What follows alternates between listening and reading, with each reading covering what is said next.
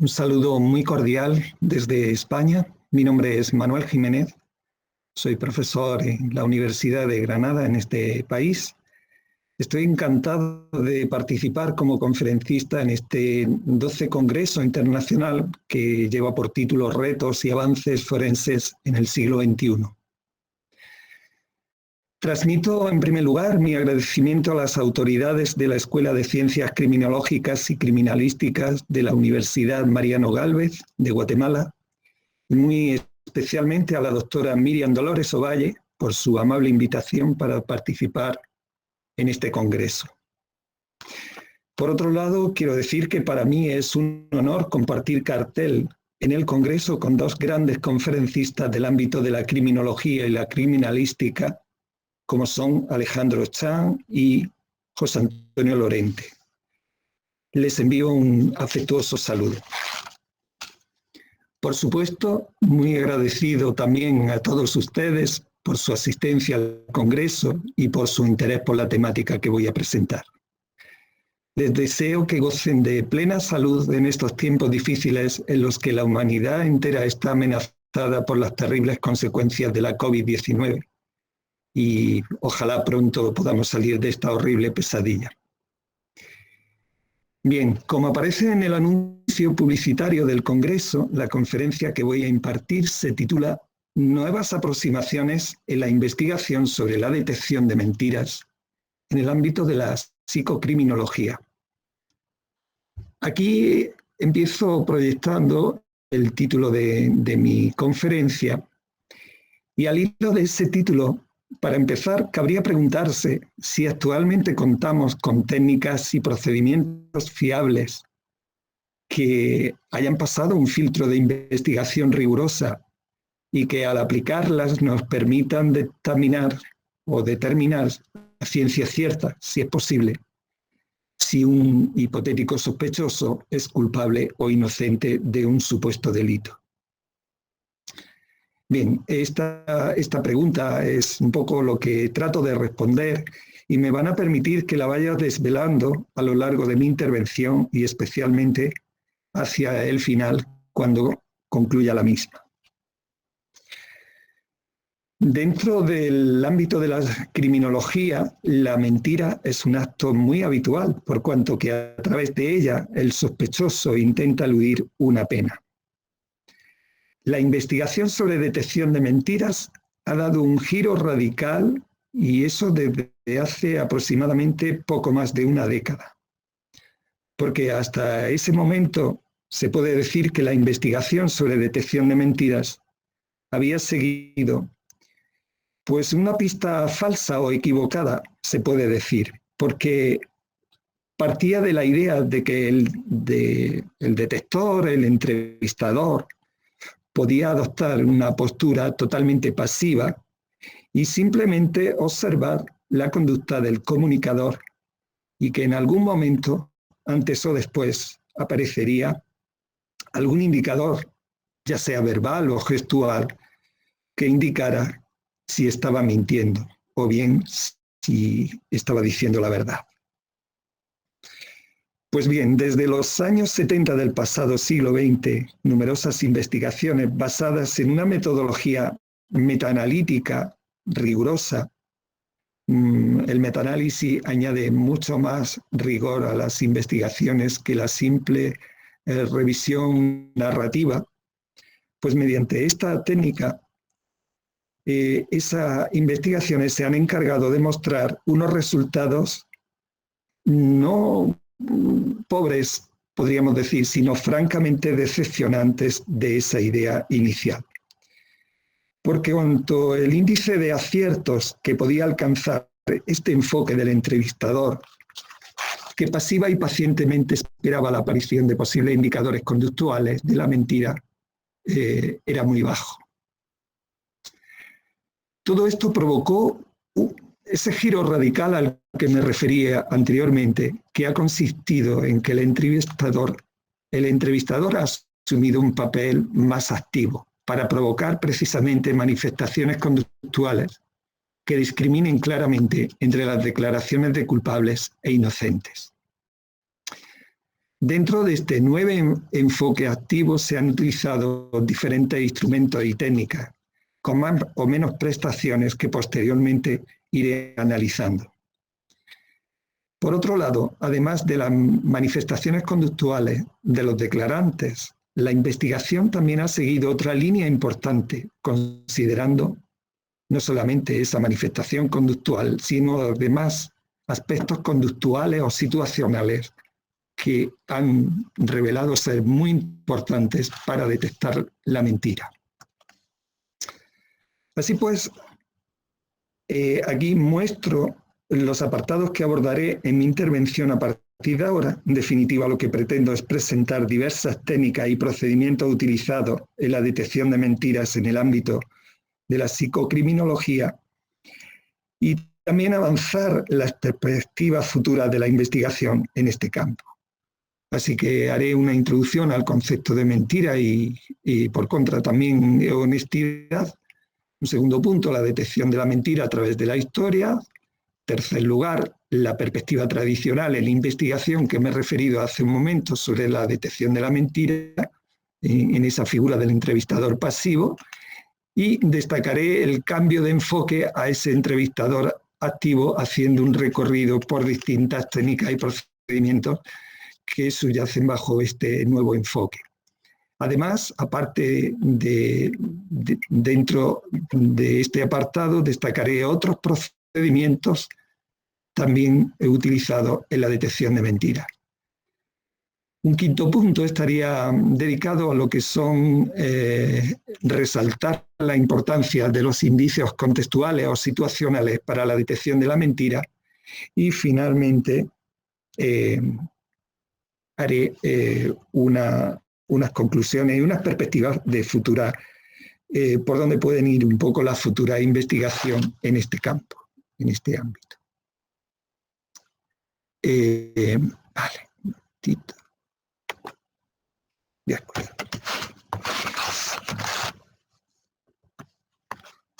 Empezamos con el primer punto un poco y me van a permitir que les traiga aquí una definición de mentira de Masip. Masip es uno de los investigadores españoles más relevantes en el ámbito de la detección de mentiras y concibe la mentira como el intento deliberado, exitoso o no, de ocultar y generar o manipular de algún modo información factual y emocional por medios verbales y o no verbales con el fin de crear o obtener en otras personas una creencia que el propio comunicador considera falsa. Quiero resaltar de esta definición que en el caso de que ese comunicador no considerara falso esa comunicación, no se trataría de mentira, simplemente de que no tenía conciencia de que hubiera ninguna falsedad. Bien, en la mayoría de las culturas, mentir se ve como algo dañino y moralmente reprensible. Hace algunos años, un psicólogo social, Bohm, concretamente, realizó una ambiciosa investigación contando con 90 investigadores que recogieron datos de 75 países diferentes. Y los resultados revelaron grandes similitudes en todo el mundo en las creencias sobre la mentira. Hay que decir que la sociedad transmite a cada generación que la mentira será revelada por algún medio y que se castigará al mentiroso de alguna forma. Traigo aquí a colación el mito infantil de Pinocho, que es un ejemplo muy ilustrativo de estas nociones de la mentira. Como resultado de esta mitología popular, la gente tiene la fuerte creencia de que la mentira puede detectarse a partir de ciertos indicadores conductuales.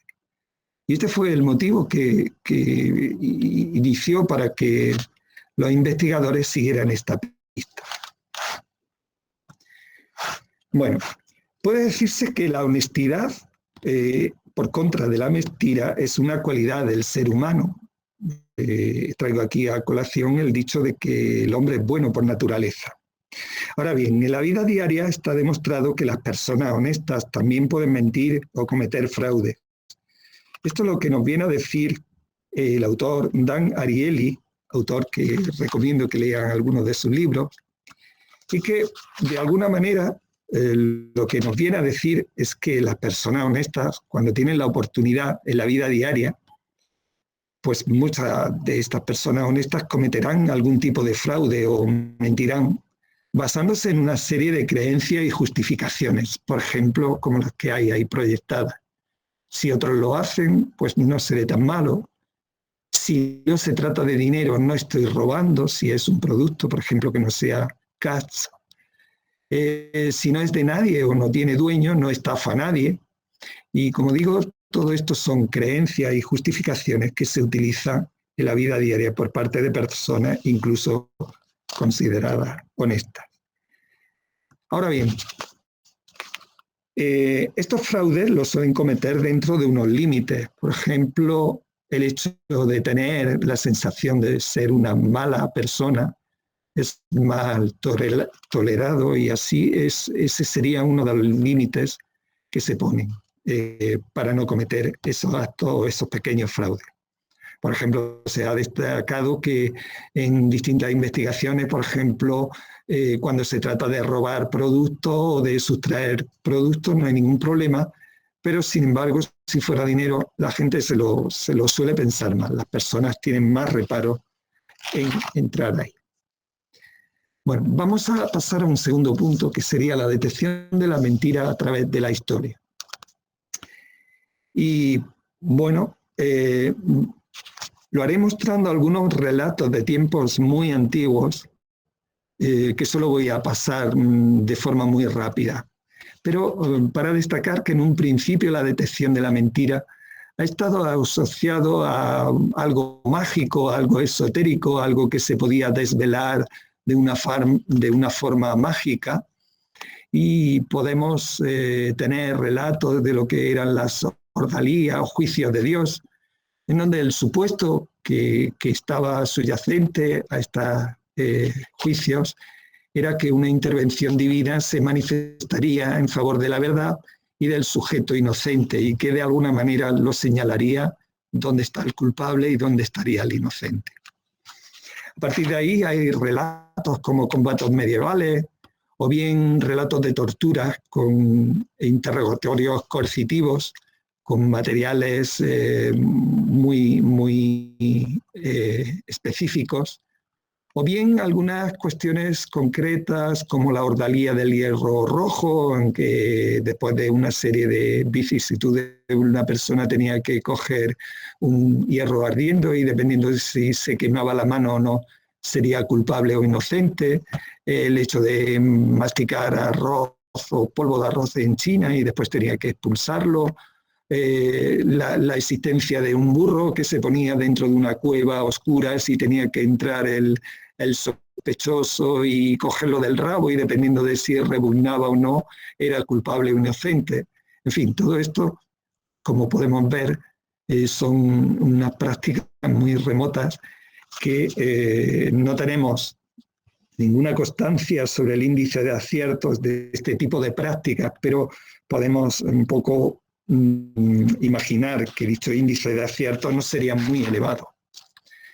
Lo que nos interesa irnos ya a lo que es la investigación ya actual dentro del ámbito científico sobre la detección de mentiras. Y como dije en la introducción, esta ha seguido una línea muy centrada en la observación de la conducta del sospechoso. Entonces, básicamente se esperaba que hubiera alguna manifestación de tipo verbal o no verbal para delatar o para intuir su culpabilidad. Bien. En definitiva, con esta orientación podría decirse que se pensaba que en un momento dado aparecería una nariz de Pinocho o cualquier otra clave gestual o verbal que indicara que el emisor estaría mintiendo. Bien, esta orientación ha tenido un gran desarrollo, y autores como Zuckerman, De Paulo y Rosenthal, ya por los años 80, destacaba algunos posibles indicadores conductuales de la mentira, como la voz más aguda, dilatación pupilar, alteraciones y errores del habla, movilidad corporal, risa y sonrisa, discurso breve, inhibición conductual, poca espontaneidad, por citar algunos de ellos. Bien, otros autores como Buller y Burgon, un poco más reciente, añadieron algunos posibles indicadores conductuales también, como son mensajes ambiguos o opacos, distanciamiento verbal y no verbal, nerviosismo, movilidad corporal, evitación de la mirada, dificultad comunicativa.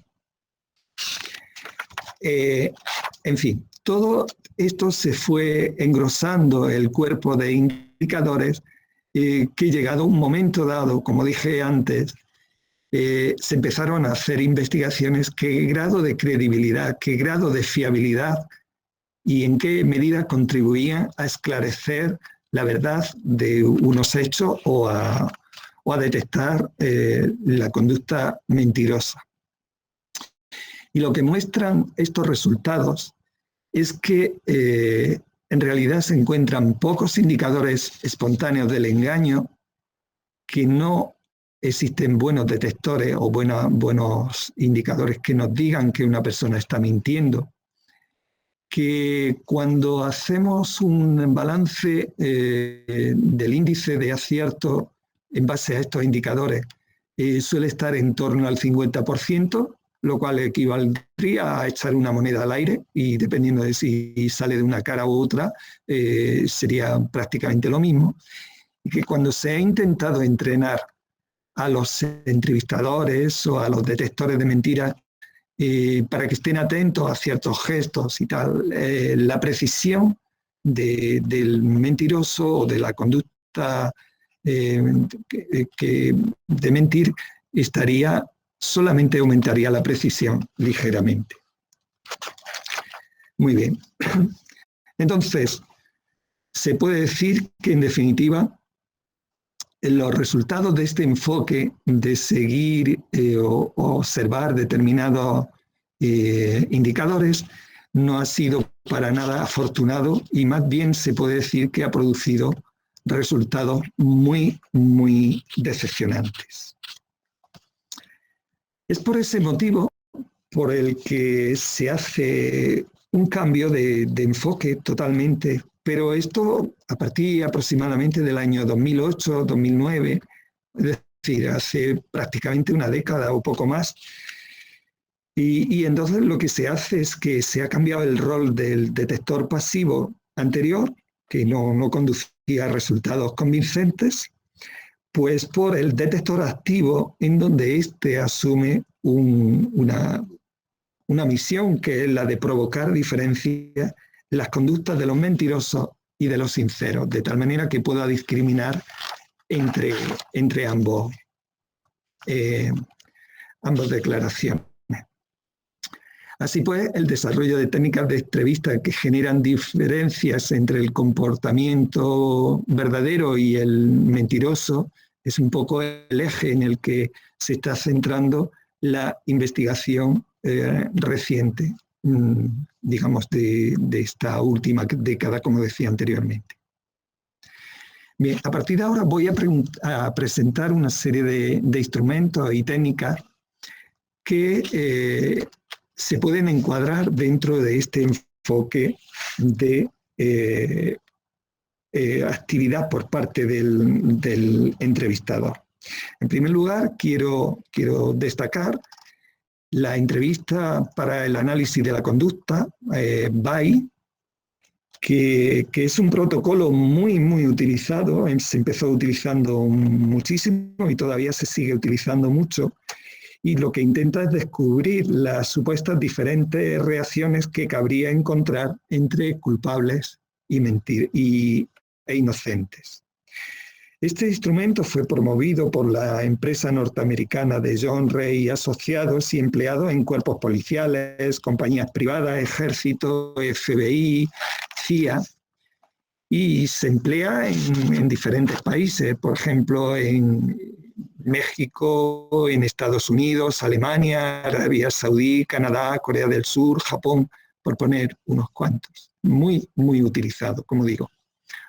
Bueno, En realidad es un instrumento que se trata de 15 preguntas, que está un poco adaptada al hecho que se quiera un poco investigar, pero se trata de 15 preguntas de un formato similar siempre, y se espera que dependiendo de la respuesta, qué respuesta daría una persona inocente a cada una de esas preguntas y qué respuesta podría dar un culpable. Y después se va computando con el caso que proceda en un momento dado y se van un poco comparando de qué lado caería esa declaración, si del lado de la verdad o del lado de la mentira. Bien, en cierto modo sí es verdad que induce o lo que permite es un poco que el entrevistador vaya produciendo ese tipo de reacciones, pero hay que decir que aquí están las 15 preguntas. No me voy a detener en cada una de ellas porque bueno, sería objeto de un análisis ya más pormenorizado que escaparía del evento donde estamos ahora. Pero bueno, para que tenga una idea y después si quieren en las preguntas podemos entrar. A estas preguntas, como digo, se añadiría como dos columnas. En una columna estaría la reacción o la respuesta que cabría encontrar en un inocente y en la otra columna la respuesta que cabría encontrar en una persona culpable. Bien, pero a raíz de lo anterior, tengo que decir que los indicadores de inocencia y culpabilidad de Lavall son erróneos, como se ha demostrado en diferentes investigaciones, por ejemplo, por Briggs y colaboradores en 2006, Massey y colaboradores en 2011, 2012, etcétera, ya que sobre todo lo que se ha venido a decir es que esa supuesta anticipación de las respuestas culpables y sinceras que ya anticipa en Lavall, responde a unas nociones y unas creencias compartidas por toda la población, por todas las personas, y en ese sentido también podrían ser compartidos por los sospechosos que puedan ser sometidos a esta interrogación. Por lo tanto, lo que viene a decir estas investigaciones es que, aunque tiene buen propósito Lavall, es que el entrevistador pues sí adopte ese papel activo formulando preguntas para producir esas reacciones distintivas entre el mentiroso y el sincero, pero en definitiva, cuando esas respuestas están basadas en creencias populares compartidas, pues también puede ser objeto de manipulación por parte de los sospechosos que pretendan parecer inocentes simulando ese tipo de respuestas. Entonces, ¿a dónde quiero llegar con todo esto? Pues que se vio en un momento dado que había que partir de un modelo teórico a la hora de elaborar un instrumento, en vez de una idea genérica, que estaría bien como idea genérica de ese rol activo, pero además sería bueno partir de un modelo genérico, de un modelo teórico basado en alguna teoría, y a partir de ahí compartir o producir algunos instrumentos. En ese sentido, Walsh y colaboradores en 2003, 2005, 2009, 2012 va perfeccionando un modelo, principalmente el primero de ellos, el ADCM, que son 3 fases de activación, decisión y construcción, que ahora brevemente me voy a referir a ellas. Y luego le añadió una 4ª fase de acción en otro modelo o una teoría más compleja, en donde además de la activación, decisión y construcción le añadió la acción. Entonces, en base a este modelo se han producido diferentes instrumentos que después veré y su grado de eficacia. En lo que se viene a basar estos modelos es en la carga cognitiva, es decir, se piensa que decir la mentira satura más la memoria que decir la verdad, Es decir, en definitiva, hay un mayor esfuerzo mental en la persona que miente. Lo que habría que hacer en esos instrumentos es provocar esa saturación, por ejemplo, en la memoria, en la persona, para que se aboque a dar indicadores de que realmente está mintiendo. Estos indicadores se han medido objetivamente, por ejemplo, mediante distintas variables, se han medido distintas variables, por ejemplo, la tasa de respuesta, entendiendo como por tasa de respuesta como la demora que hay entre la formulación de la pregunta y el inicio de la respuesta. Claro, es verdad que no todas las personas tienen la misma línea base y cada persona en situaciones normales también hay cierta demora. Por lo tanto, habría que tener esa línea base de cada persona a la hora de medir esa medición de tasa de respuesta. Además, estos modelos también lo que vienen a decir es que se saturan más, se producen más errores por saturar más la memoria y se van a producir más errores al mentir. Van a hacer un poco de inconsistencias, medidas como a través de preguntas que están relacionadas y que se pueden contradecir.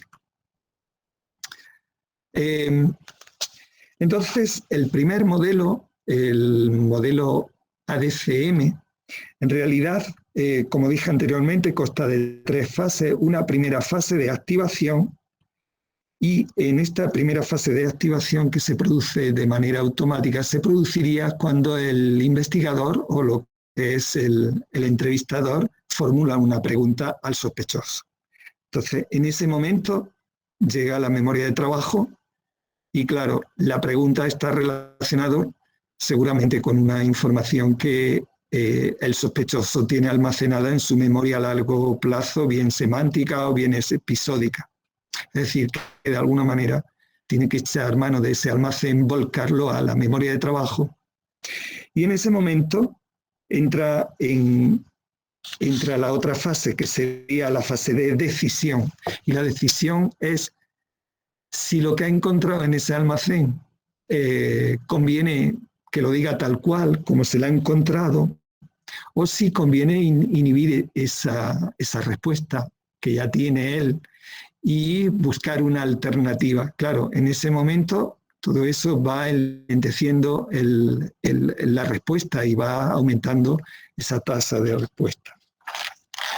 Entonces, luego viene una fase de construcción donde también es intencional y aquí tiene que decidir si va a mentir y por tanto tiene que inhibir la verdad, que es la que le ha salido de su almacén, y construir una mentira.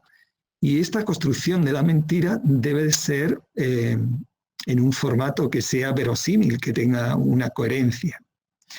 Así pues, los componentes de la decisión y construcción implican operaciones que consumen recursos cognitivos, que en consecuencia deben incrementar el tiempo de reacción, es decir, la latencia que hay, como decía antes, entre la respuesta, entre el final de la pregunta y el inicio de la respuesta. Así pues, esta tasa de respuesta debe ser mayor cuando se miente que cuando se dice la verdad. Posteriormente, como dije anteriormente también, Walsey y colaboradores han publicado una versión más elaborada de este modelo, añadiendo también una fase de acción que sigue las anteriores, y las 3 anteriores siguen en la misma forma, a la hora de emitir la mentira, en donde se enfatiza en este nuevo modelo el papel de la teoría de la mente, es decir, la capacidad de inferir estados mentales, pensamientos y sentimientos de los demás, que también estarían en la propia mente de la persona que hace esa declaración.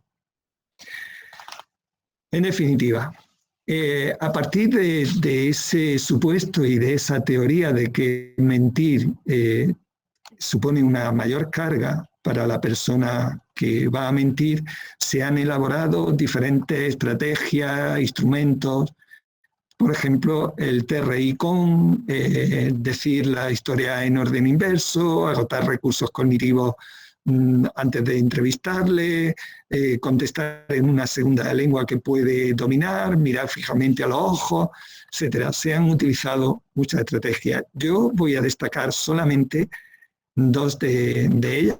Me voy a centrar en dos que están justamente basados en esta teoría o en este modelo de carga cognitiva. Me voy a referir a TRI-CON y a la carga cognitiva inducida. Bien, como dije, estos procedimientos se basan en que mentir cuesta esfuerzo al mentiroso, cuesta más esfuerzo que decir la verdad. Entonces, se ha visto a través de estudios de neuroimagen, por ejemplo, y estos estudios muestran que las áreas cerebrales relacionadas con la memoria de trabajo están activas al mentir. Y también lo están activas otras áreas relacionadas con el razonamiento moral y la teoría de la mente, que, como dije, la capacidad de inferir estados mentales a los demás. Entonces, concretamente, el instrumento que voy a presentar en primer lugar se llama el TRI-CON, que es el tiempo de integración restringido y confirmación del mismo. Y en definitiva se trata de una entrevista que sigue una serie de pasos donde lo que se pretende es saturar la memoria, primero preparar la situación y luego saturar un poco la memoria de la persona que responde. Al principio de la pregunta, en realidad se hacen unas preguntas muy generales que inviten a responder con sinceridad. Y luego se advierte al entrevistado en un momento dado que se le va a preguntar por su actividad en la tarde del delito. Por ejemplo, se pretende ya en ese momento, a esa altura de la entrevista, lo que se pretende es activar la verdad en la memoria para facilitar la tarea al entrevistado sincero y dificultarla al mentiroso, que va a tener que estar pensando en buscarse una historia alternativa a la verdad. Y luego tiene otra serie de características, es decir, que se sigue unas pautas. Por ejemplo, las preguntas concretas no se revelan hasta el último momento, para evitar que el mentiroso vaya preparando mentalmente su respuesta. Eso por un lado. Por otro lado, las preguntas se construyen gramaticalmente de tal modo que no se sepa muy bien a qué se refiere la pregunta hasta oír las últimas palabras. Y por otro lado, las preguntas también deben ser tales que se pueden responder con una o dos palabras. No tiene que hacer un discurso muy extenso. Así se formulan las preguntas relacionadas que inciden sobre lo mismo, es decir, que aparecen en distinto orden, y lo que se pretende también es detectar posibles inconsistencias entre las respuestas cuando está mintiendo. Y en otro momento dado también se instruye al entrevistado para que responda tan deprisa como pueda, para que no le dé tiempo a hacer una especie de plan o de estrategia para que la mentira tenga más calado, más coherencia. Se le puede decir incluso, a ver si no da la impresión de que esté mintiendo, así que lo mejor es que responda muy rápidamente. Y así un poco genéricamente. Bien, tengo que decir que este instrumento se va adaptando a cada tipo de delito, pero bueno, y a cada situación cultural, país, etcétera. Pero en realidad se trata de 18 preguntas genéricas que ahí las tienen sobreimpresionadas. Tampoco vamos a detenerlos, igual que el instrumento anterior, en ver cada una de ellas. Y bueno, es un poco para que se haga una idea. En estas preguntas no tienen nada que ver con el delito en sí. Son preguntas pues generales para que la persona se relaje en ese momento. Incluso sirve para, de alguna manera, medir el tiempo de reacción que antes me refería.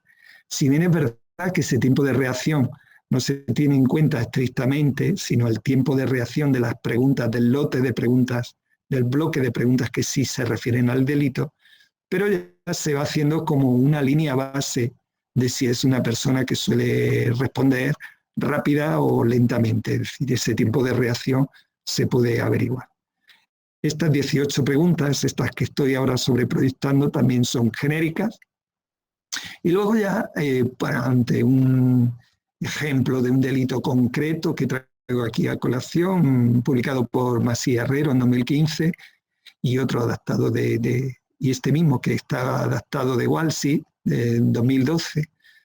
Bueno, pues aquí hay ya una serie de preguntas ya muy concretas y unos pares de ítem o de números de preguntas que son los que están relacionados y que después habrá que analizar cómo responden a ellos para detectar posibles inconsistencias.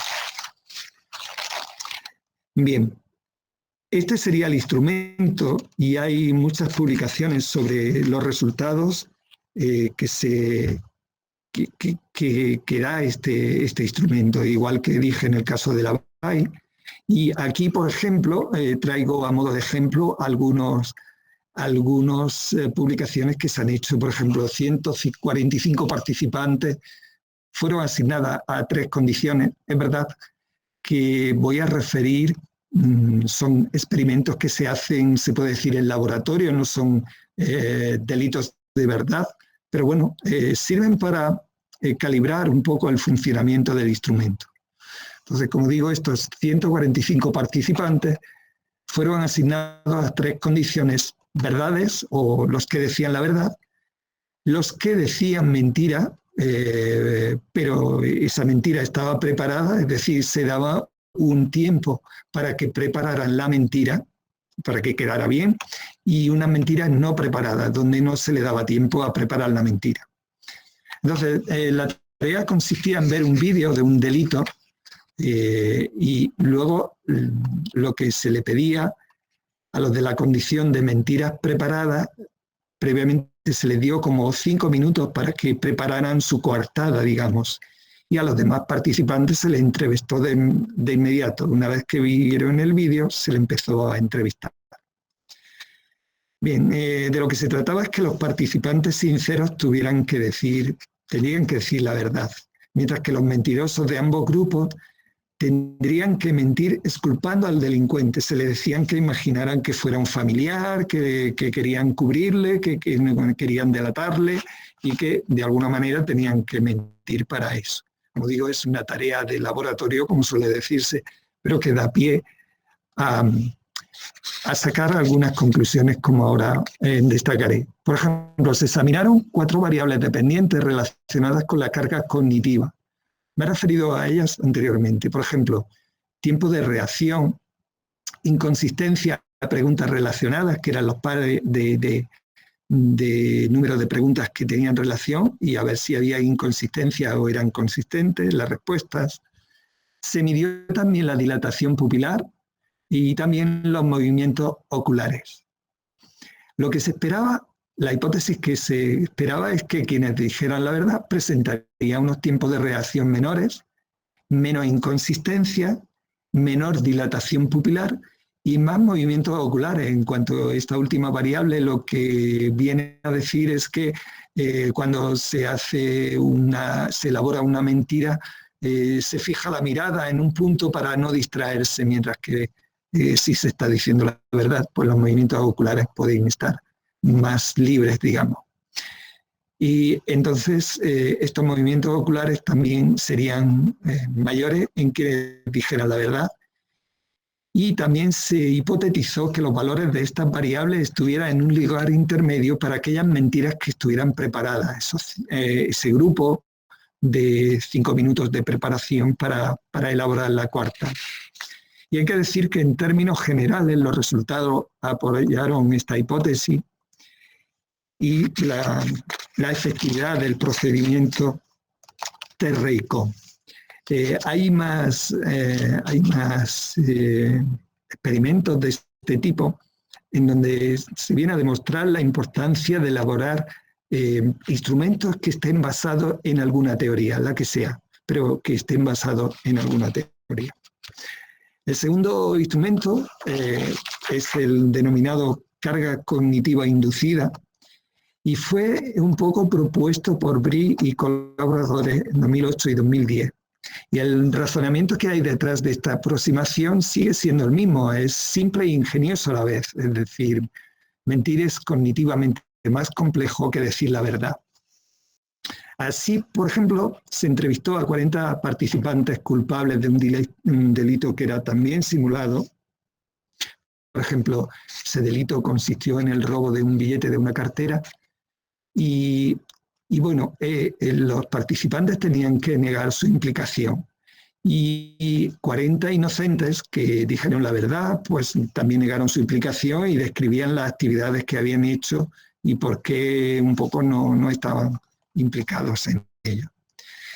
Pero la cuestión fue que la mitad de los culpables y la mitad de los inocentes tuvieron que contar lo sucedido en orden cronológico, la historia, su coartada, tal como había sucedido. Y la otra mitad, tanto culpables como inocentes, tenían que contar la historia en orden inverso. Es decir, tenían que empezar por lo sucedido al final y luego terminar por lo acaecido al principio.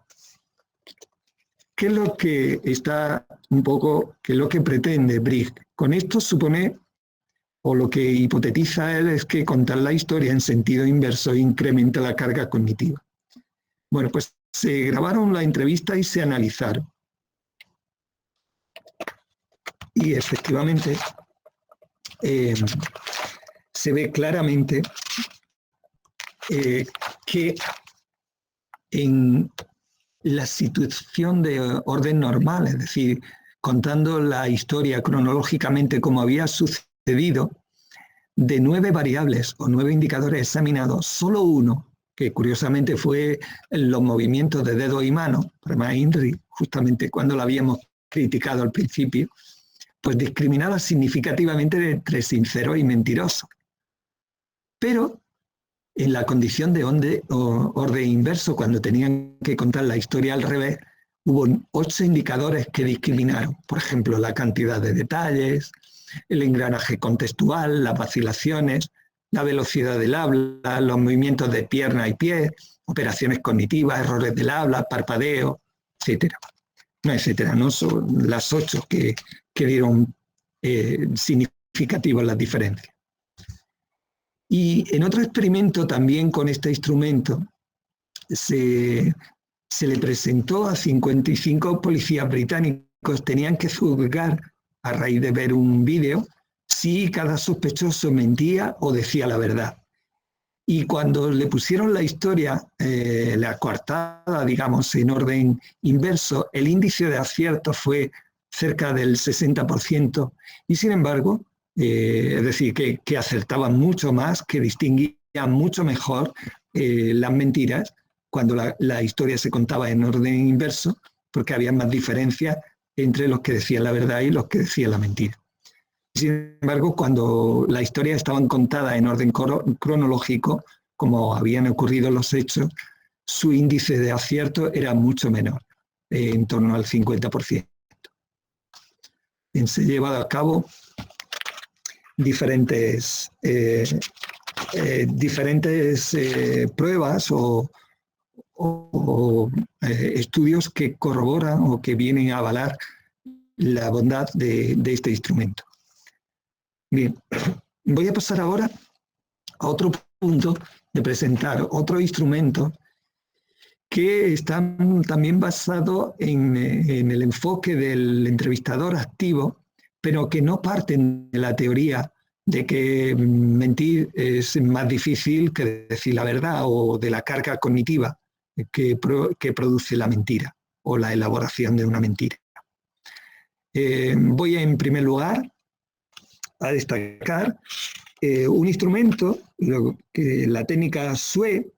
SUE nace en Suecia, pero SUE no es de Suecia, sino son las siglas del uso estratégico de la evidencia, la sigla en inglés, y fue diseñada así en Suecia durante una investigación doctoral de una autora, de Maria Hartwig, y junto con su director de tesis.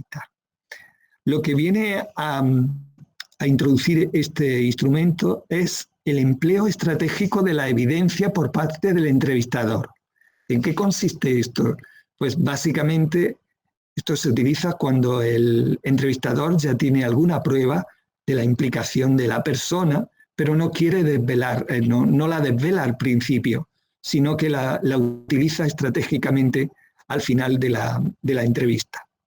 Lo que se intenta con esta estrategia es que si se desvela al principio, el culpable o el posible culpable está en disposición de rebatirlo o de echar abajo ese argumento con una historia que también pueda ser verosímil y por lo tanto esa prueba, digamos, fehaciente, pues puede quedar inutilizada.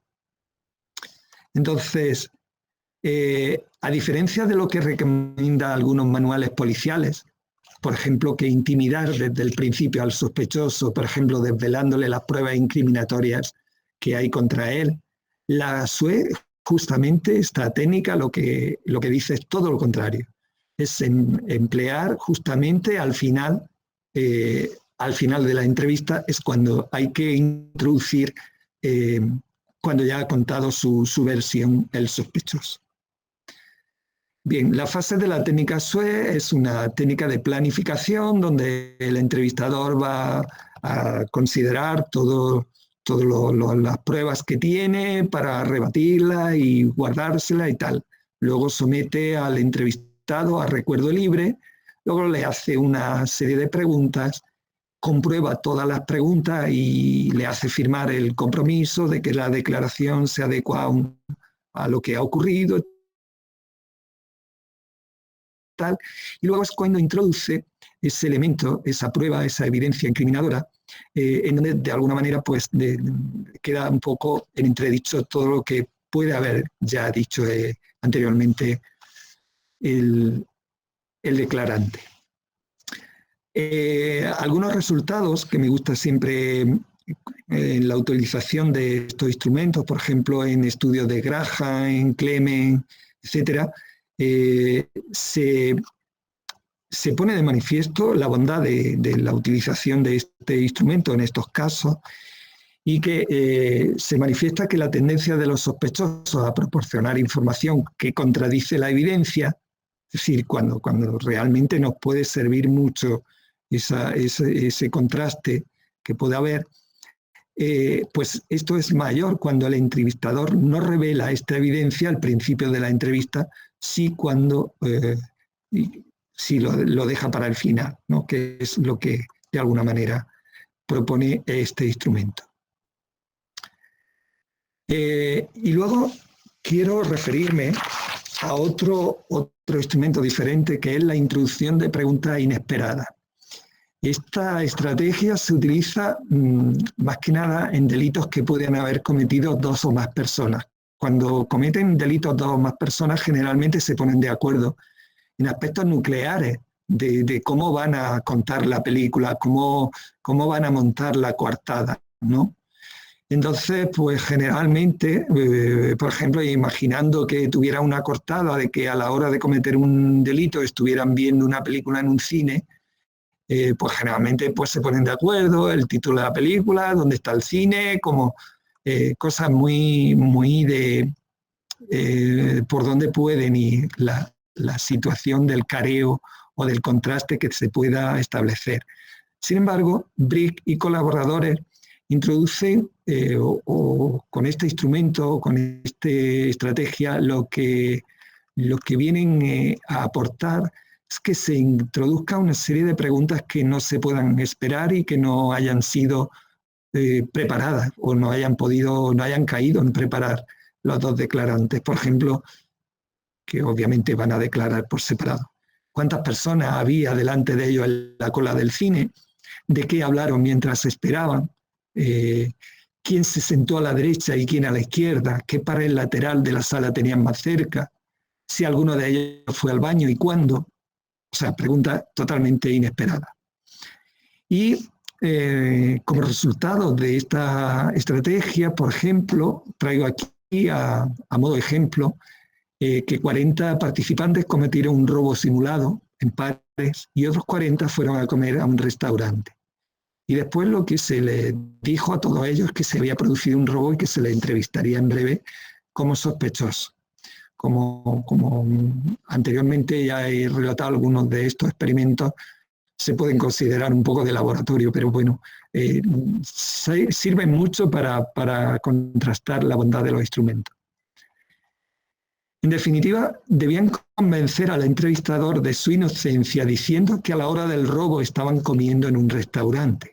Claro, justamente lo que habían hecho la mitad, unos 40 en pares que habían ido justamente.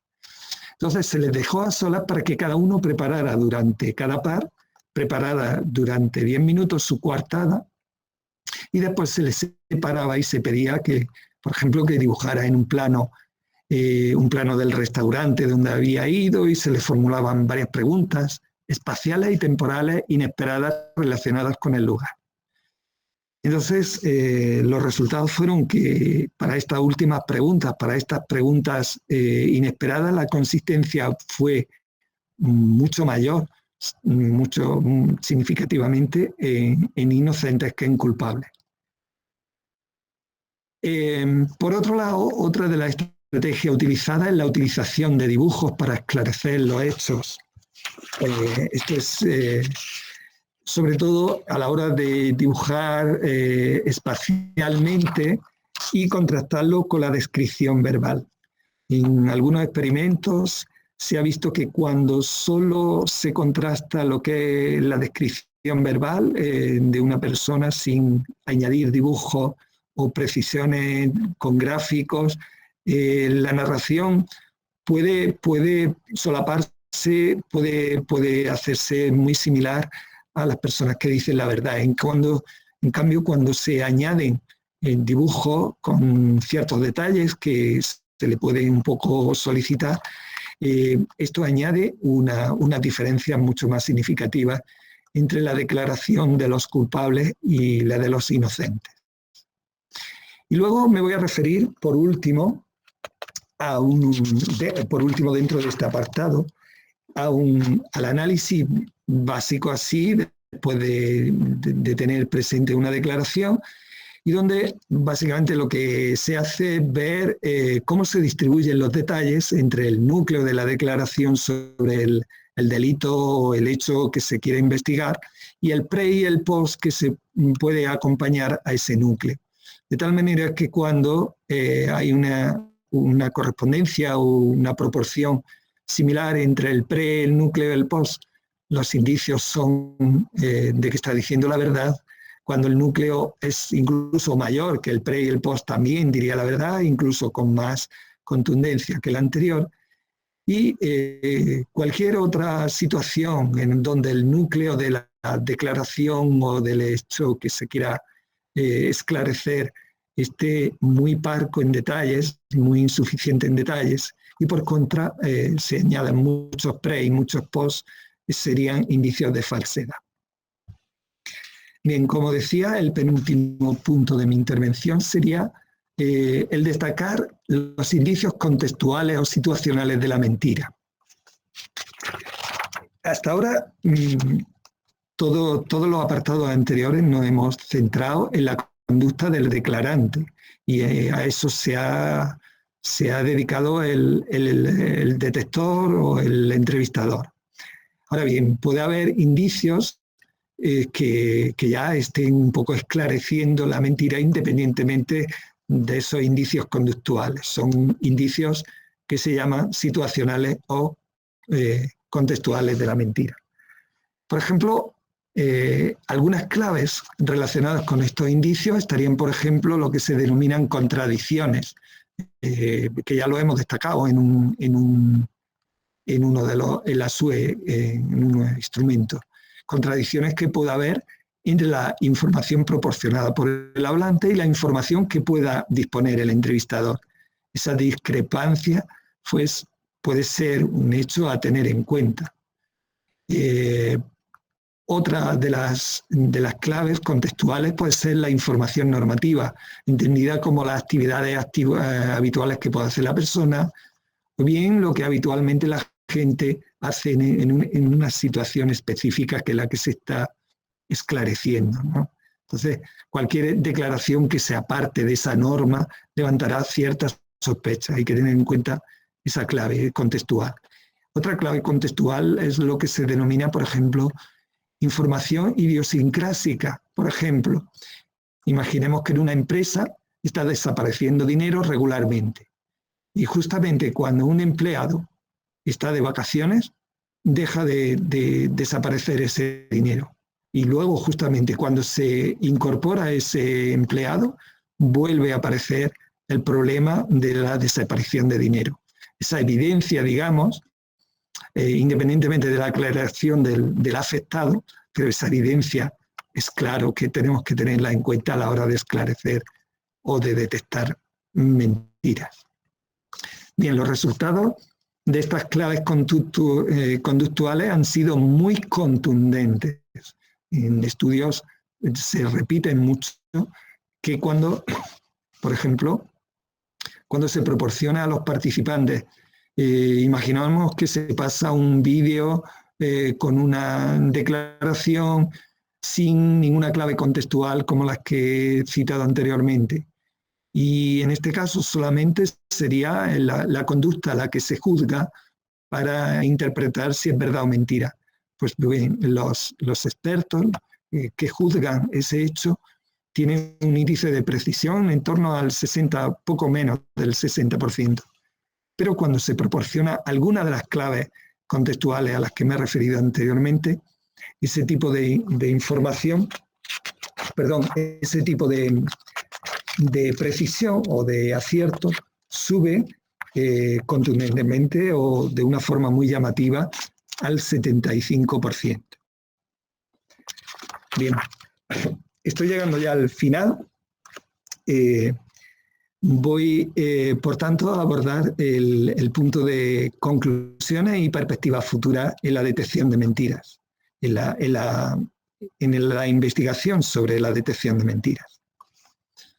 Bien, por recordar un poco algunos puntos clave, hay que decir que la investigación acumulada durante décadas muestra que la mentira no se revela espontáneamente en la conducta del emisor, como se había pensado en un principio, y muchos años se ha estado detrás de esa pista.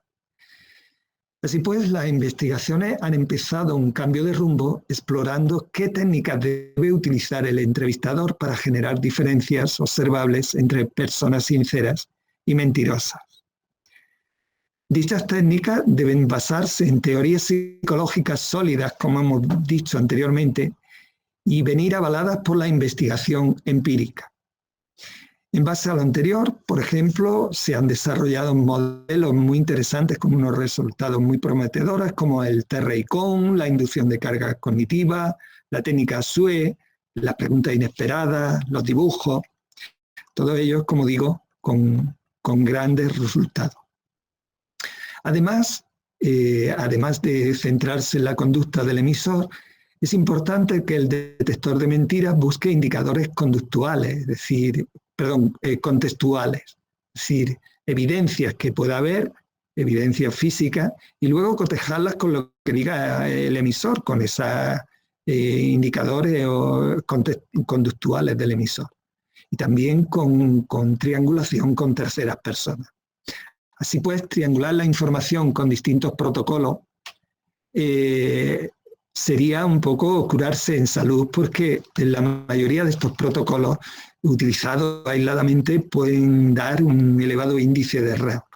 Es decir, me refiero a error como sinceros que puedan ser juzgados mentirosos o mentirosos que puedan ser juzgados sinceros. En definitiva, lo que quiero decir es que habría que emplear estos protocolos con cautela. Por ejemplo, no es aconsejable condenar a un acusado o despedir a un trabajador basándose solo en los resultados obtenidos en dichos protocolos.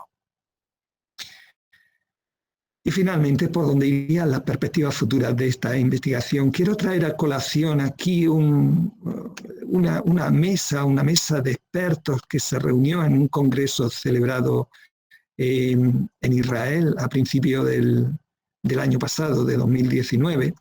Y estos expertos provenían tanto del campo de la del campo teórico, académico, como del campo aplicado, de policial, del Ministerio del Interior, de Israel, etc. Y bueno, algunas perspectivas, algunas claves de por dónde deberían de ir las investigaciones futuras, pues quiero resaltar la siguiente. Por ejemplo, la primera de ellas sería que la investigación de detección del engaño debe ser más sensible al contexto. Es decir, utilizar el contexto, las claves contextuales sería fundamental. Otro de las expertas subrayaba la importancia de que la teoría debe estar presente siempre, partir de una teoría. Y bueno, esta era ambiciosa en el sentido, era en este caso mujer, era muy ambiciosa en el sentido de que la detección de mentiras sería la que debería de proveer sus propias teorías dentro de este campo de detección de mentiras y no acudir a otros escenarios, aunque fueran teorías robustas y bien contrastadas. Por otro lado, estaba el desafío ecológico, es decir, cada delito, cada situación, cada cultura, independientemente de que haya unos modelos de protocolos genéricos, pero habría que contemplar una individualización de ese tipo de instrumentos. Por otro lado, también se pone el foco en ampliar la detección del engaño, por ejemplo, en otras poblaciones, como puede ser niños, que pueden ser víctimas de abuso, y bueno, en qué medida nos están diciendo la verdad o no, o puede estar mintiendo. Ese foco de atención decía que habría que generar instrumentos y perseguir, nutrir esa línea de investigación. Por otro lado, también en ese sentido, incorporar víctimas que hayan podido sufrir un delito traumático y bueno, y luego tienen que declarar. Y en definitiva, esa unión entre teoría, el protocolo, el procedimiento, la técnica concreta debe estar unido. Es decir, no se pueden crear protocolos sin estar basados en sin estar fundamentado en la ciencia, en alguna teoría científica que sea robusta y que pueda argumentar claramente que tiene un poco fundamento científico. Y bueno, con esto termino mi intervención. Quiero darle las gracias de nuevo por estar ahí. Estoy dispuesto a responder a las preguntas que me formule. Agradecemos al doctor Manuel Gabriel Jiménez por la interesante disertación. Le enviamos un gran saludo y nuestro afecto hasta Granada, España. Iniciamos el tiempo de preguntas por medio del chat. Solicitamos que las dudas sean puntuales. Queremos recordarles que es necesario completar el formulario de asistencia ubicado al final de la página, en el área de conferencias. Únicamente debe llenar el formulario una sola vez. Al terminar esta sesión, les invitamos a participar en la siguiente conferencia, con el tema Criminología, herramienta en la rehabilitación del reo. Dictada por el magíster Alejandro Chan Jiménez desde la ciudad de Guatemala.